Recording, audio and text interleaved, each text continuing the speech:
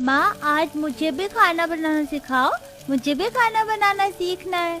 मेरी बेटी भी खाना बनाना सीखना चाहती है तो मैं उसे जरूर सिखाऊंगी। पूजा के बोलने पर शांति पूजा को खाना बनाना सिखाना शुरू करती है और सबसे पहले अपनी बेटी को आटा लगाना सिखाती है।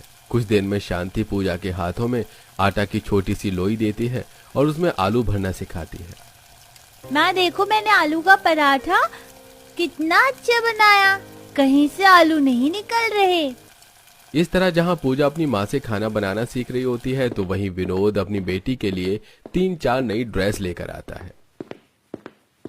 ये व्हाइट कलर पूजा को बहुत पसंद है और उस पर बहुत अच्छा लगता है, ये मैं पूजा को दूंगी। क्या सोच रही है मेरी बेटी, इसमें से कोई ड्रेस पसंद नहीं आई है क्या? नहीं पापा, सारी ड्रेस बहुत अच्छी हैं। निहारिका अपनी ड्रेस लेकर अलमारी में रख देती है और कुछ ही देर में पूजा के लिए ड्रेस लेकर उसके घर जाती है और पूजा को खाना बनाते देखती है। आज तू क्यों चूल्हे के पास बैठी है? आज मैंने आलू के पराठे बनाए हैं, खाएगी मेरे हाथ के पराठे? हाँ क्यों नहीं, पर पहले ये देख मैं तेरे लिए ड्रेस लेकर आई हूँ, कल हम इसे काजल के बर्थडे पर पहनेंगे।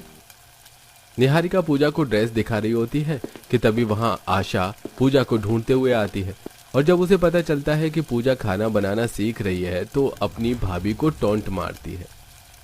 भाभी आपको शर्म नहीं आती 10 साल की बच्ची से खाना बनवाते हुए? दीदी मैंने अपनी बेटी से खाना नहीं बनवाया, वो खुद खाना बनाना सीखना चाहती थी और ये तो अच्छी बात है कि मेरी बेटी खाना बनाना सीखना चाहती है। इसकी बेटी पढ़ने में अच्छी है और इतनी कम उम्र में खाना बनाना सीख रही है, इसीलिए इसमें घमंड आ गया है। अच्छी बात है, चलो निहारिका रात बहुत हो रही है। आशा मुंह बनाकर निहारिका को घर लेकर जाती है और उसे सुनाना शुरू कर देती है। कुछ सीख ले पूजा से, तेरी ही उम्र की है, हर साल क्लास में फर्स्ट आती है और अब खाना बनाना भी सीख रही है। तेरा मन नहीं करता उसकी तरह कुछ सीखने का? तो मैं क्या करूँ माँ, मुझे नहीं सीखना खाना बनाना, मुझे बोरिंग लगता है ये खाना बनाना। नाराज निहारिका अपने कमरे में जाकर सो जाती है और अगले दिन पूजा और निहारिका नई ड्रेस पहनकर अपनी दोस्त की बर्थडे पार्टी में जाती है। तुम दोनों की ड्रेस तो बहुत अच्छी लग रही है निहारिका, तुम तो अमीर हो इसलिए ऐसी ड्रेस पहन सकती हो, पर पूजा भी ऐसी ड्रेस पहन सकती ही थी, मैंने कभी नहीं सोचा था।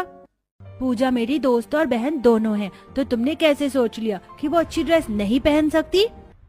दोस्तों से तारीफ सुनकर दोनों ही दोस्त काफी खुश होती हैं। देखते ही देखते दोनों बच्चे 15 साल के हो जाते हैं और अब पूजा सिलाई सीखना शुरू कर देती है और सबसे पहले निहारिका के लिए फ्रॉक बनाती है और उसे देने उसके घर जाती है। बुआ निहारिका कमरे में है ना? हाँ कमरे में ही है। अब जल्दी से पूजा निहारिका के कमरे में जाती है। आशा को पूजा पर शक होता है और वो भी उसके पीछे जाती है, जहां वो देखती है कि पूजा निहारिका को अपने हाथ की बनाई हुई ड्रेस दे रही है। मैंने सिलाई करनी सीख ली है और देख सबसे पहले मैंने तेरे लिए ये सूट बनाया है।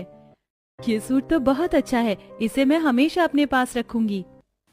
पूजा ड्रेस देकर चली जाती है और पूजा के जाते ही आशा उस सूट को हाथ में लेकर निहारिका को सुनाने लगती है। देख ले 15 साल की उम्र में उसने सिलाई करनी भी सीख ली, अब तो उसे देखकर कुछ करना सीख ले। माँ तुम हर वक्त मेरी तुलना उसके साथ क्यों करती हो? अगर उसे कुछ करना पसंद है तो वो उसकी पसंद है, आप मुझे फोर्स मत किया करो ना। मुझे खाना बनाना सीखना नहीं है और ना ही दर्जी वाला काम सीखना है, मैं जैसी हूँ उसी में खुश हूँ। इस तरह अब निहारिका पूजा से चिढ़ने लगती है और ऐसे ही एक दिन। पूजा मेरी बेटी तुम तो बहुत अच्छी दर्जी बन गई, अब तो कमा कमा कर माँ को दोगी। सही है भाभी, अभी से ही बेटी की कमाई खाओगी। मुझे अपनी बेटी के पैसों से कोई लालच नहीं, उसके अंदर कला थी इसलिए उसने सिलाई सीख ली। कल को कभी उस पर मुसीबत आई तो वो अपना पेट तो पाल सकेगी। मैं तो बहुत अच्छे से जानती हूँ तुम ऐसा क्यों कर रही हो, ताकि मेरी बेटी को नीचा दिखा सको। पर याद रखना भाभी, तुम हमारी बराबरी तो इस जन्म में नहीं कर पाओगी।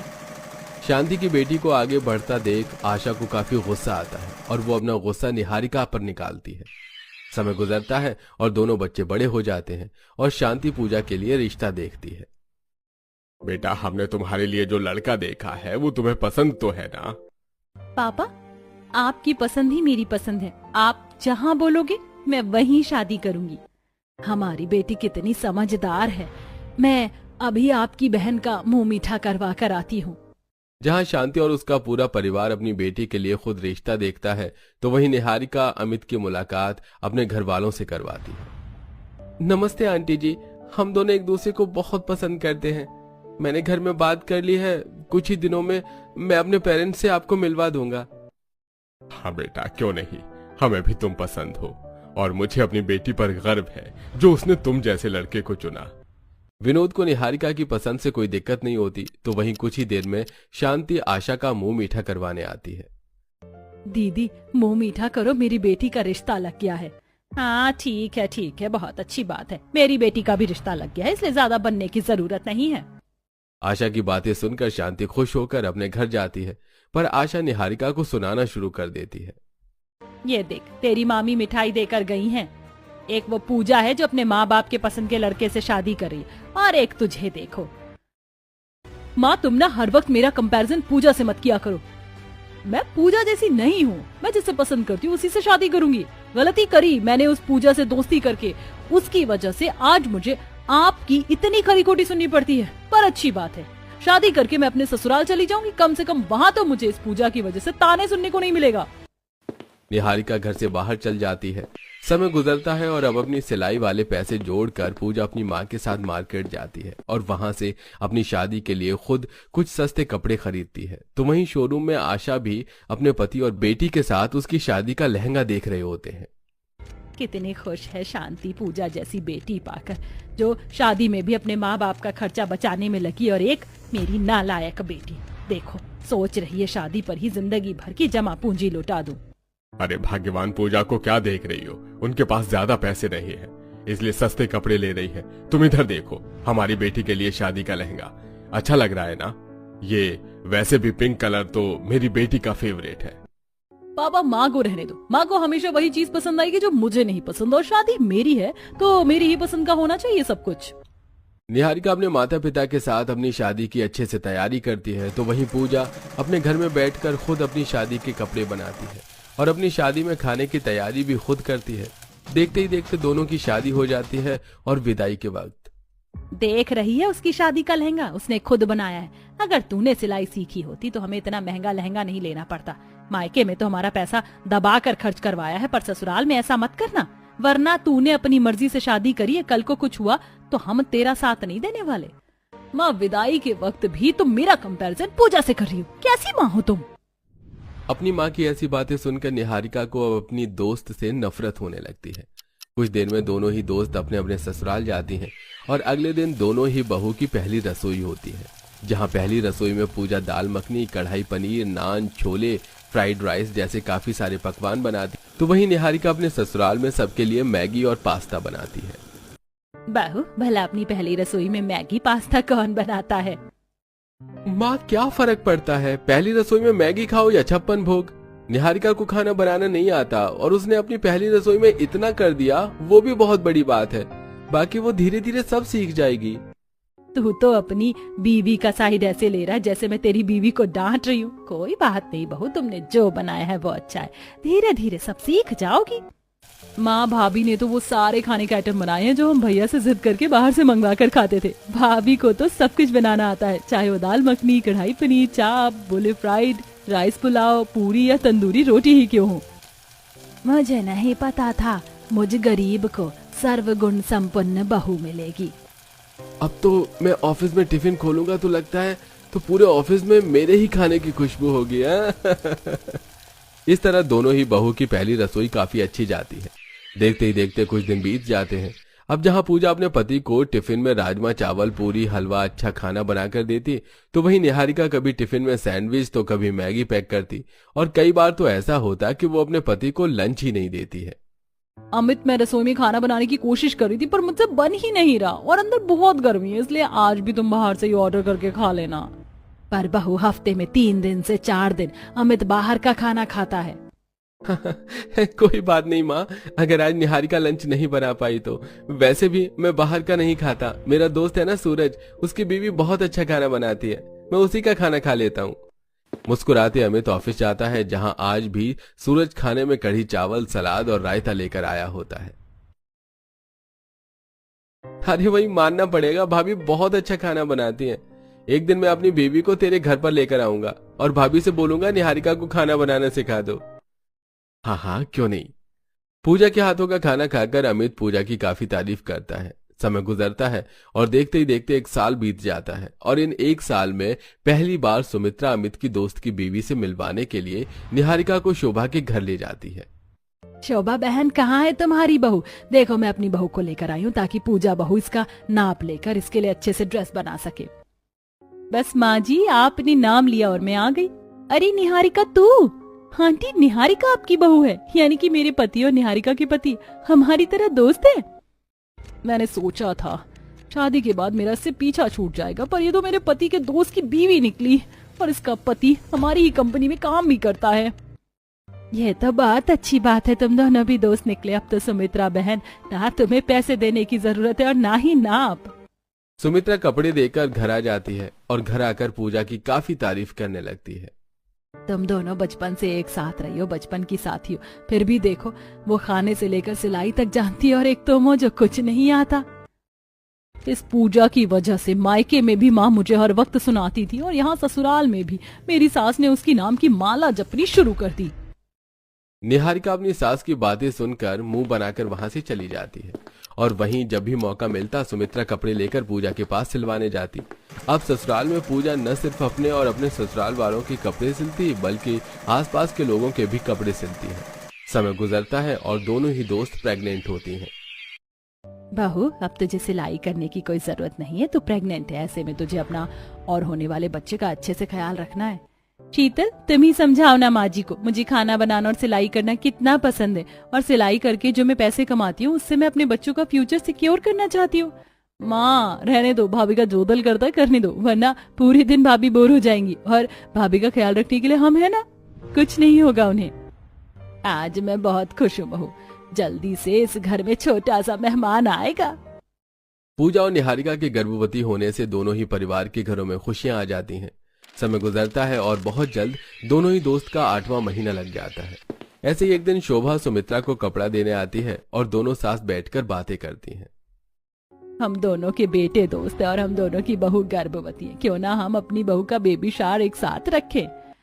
माँ जी, हम में और पूजा में ना बहुत फर्क है, वो हमारी बराबरी नहीं कर सकते। हाँ, हम मोहल्ले में एक दिन एक साथ एक जगह बेबी शावर कर लेंगे, पर मैं उसके साथ नहीं बैठने वाली। सुमित्रा, अगर तेरी बहू मेरी बहू के साथ बैठकर बेबी शावर नहीं करना चाहती तो फिर रहने देते, हम अपनी बहू का बेबी शावर एक दिन एक जगह कर लेंगे, पर अलग अलग। निहारिका की बात सुनकर शोभा थोड़ी उदास हो जाती है और घर जाकर सारी बात अपने बेटे को बताती है, जिसके बाद सूरज अमित से कुछ पैसे की मदद मांगता है। भाई, आज से पहले तुझसे कभी उधार नहीं मांगा, पर तू तो जानता है हम दोनों की बीवी गर्भवती है और हमारी माँ ने डिसाइड किया है कि वो दोनों बहू का बेबी शावर एक साथ करना चाहती हैं, इसलिए मुझे कुछ पैसे चाहिए थे। अरे, तू मेरा दोस्त है, तू मुझे बस 2 दिन का समय दे, मैं तुझे पैसे जरूर दूंगा। अमित घर जाता है और सारी बात निहारिका को बताता है। साथ में वो चेकबुक निकालता है। ये देख निहारिका अमित के हाथों से चेकबुक छीन लेती है और उससे कहती, दोस्ती बराबर वालों से होती है, उस गरीब से जाकर कह दो कि काम सही नहीं चल रहा, महीने लगने पर सीधा सैलरी ही मिलेगी, कोई जरूरत नहीं है उन गरीबों की मदद करने की। तुम नहीं जानते, बचपन से आज तक उसकी बीवी की वजह से मुझे ताने ही सुनने को मिले हैं। निहारिका, वो मेरा दोस्त है, अगर मैं उसकी मदद नहीं करूंगा तो कौन करेगा? अगर वो तुम्हारा दोस्त है तो मैं भी तुम्हारी बीवी हूँ, अगर तुमने उसकी मदद करी तो मुझे और अपने होने वाले बच्चे को भूल जाना। अमित निहारिका के आगे मजबूर हो जाता है और सूरज को पैसे देने से मना कर देता है और उदास सूरज घर आता है। अपने पति की उदासी देख पूजा अपने परिवार से कहती है, मैं तो आपको पहले ही कह रही थी कि बेबी शावर नहीं करते, और अगर रखा भी है तो जरूरी है क्या कि हम ज्यादा पैसे खर्च करें? मुझे खाना बनाना आता ही है, सिलाई आती ही है, मैं अपने बेबी शावर के लिए अपनी ड्रेस खुद बनाने वाली हूँ, मुझे वैसे भी बाहर के कपड़े पसंद नहीं। पूजा, हमारे पास पैसे नहीं है, इसलिए तुम ऐसा बोल रही हो ना? ये आपसे किसने कहा? मुझे सच में बाहर के कपड़े नहीं पसंद, मुझे अपने हाथ के सिले कपड़े पसंद है, इसलिए सबके लिए और बेबी शावर के कपड़े मैं खुद बनाऊंगी। और खाने में भी हम पूरी सब्जी, चावल, रायता और मीठे में गुलाब जामुन रखेंगे, और ये सब भी मैं खुद बनाऊंगी।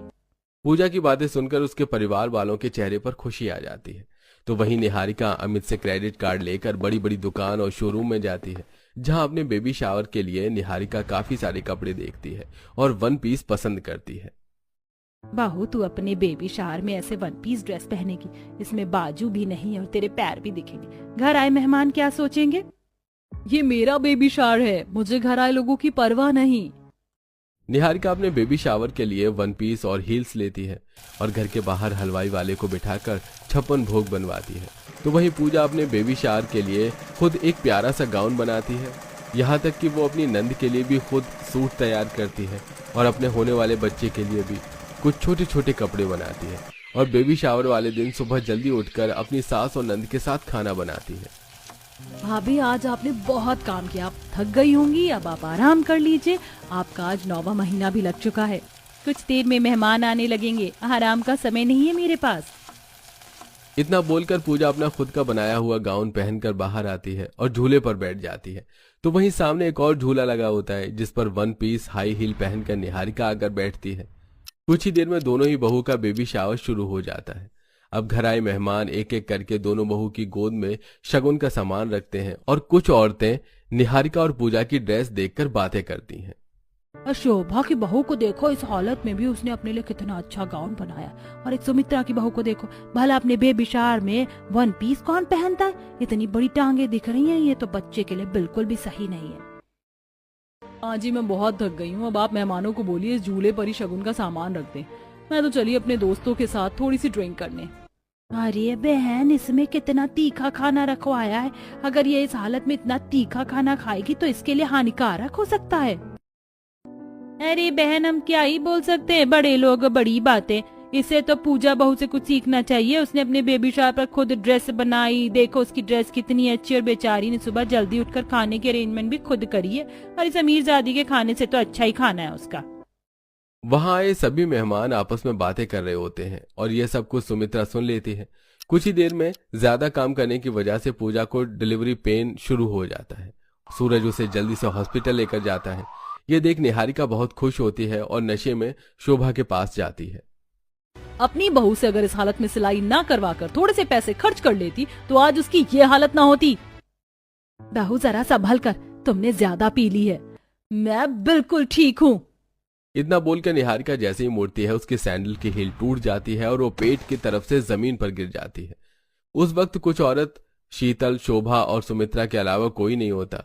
और जब शीतल अमित को फोन करती है तो उसका फोन नहीं लगता और सूरज को फोन करती है। सूरज डॉक्टर से बात कर पूजा को छोड़कर घर आकर निहारिका को हॉस्पिटल ले जाता है।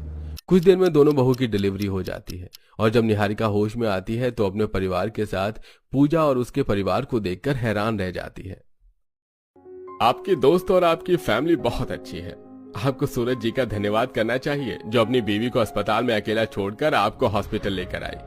अगर आज सही समय पर सूरज आपको हॉस्पिटल न लाते तो कुछ भी हो सकता था।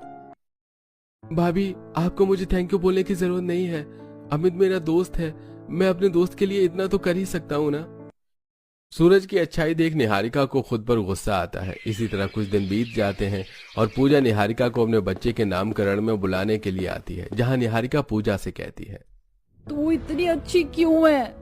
मैंने तुझसे दोस्ती तोड़ दी। अपने पति को जानबूझकर सूरज को पैसे नहीं देने दिया ताकि तेरा बेबी शावर खराब हो जाए, और फिर भी तू अपने बच्चे के नामकरण में मुझे बुलाने आई है।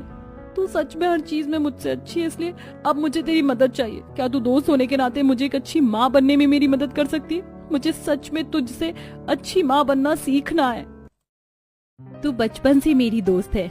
कुछ हालातों की वजह से हम दूर हो गए थे, पर देख हमारे बच्चों ने हमें फिर मिलवा दिया और तू मुझसे भी अच्छी माँ बनेगी, देखना। इस तरह एक बार फिर दोनों दोस्त में दोस्ती हो जाती है। कि आपको हमारी ये कहानी पसंद आई होगी। कृपया हमारे चैनल को सब्सक्राइब करें और सभी अपडेट्स के लिए बेल आइकन जरूर क्लिक करें। और हाँ, वीडियो लाइक और शेयर करना मत भूलिएगा। Bye bye.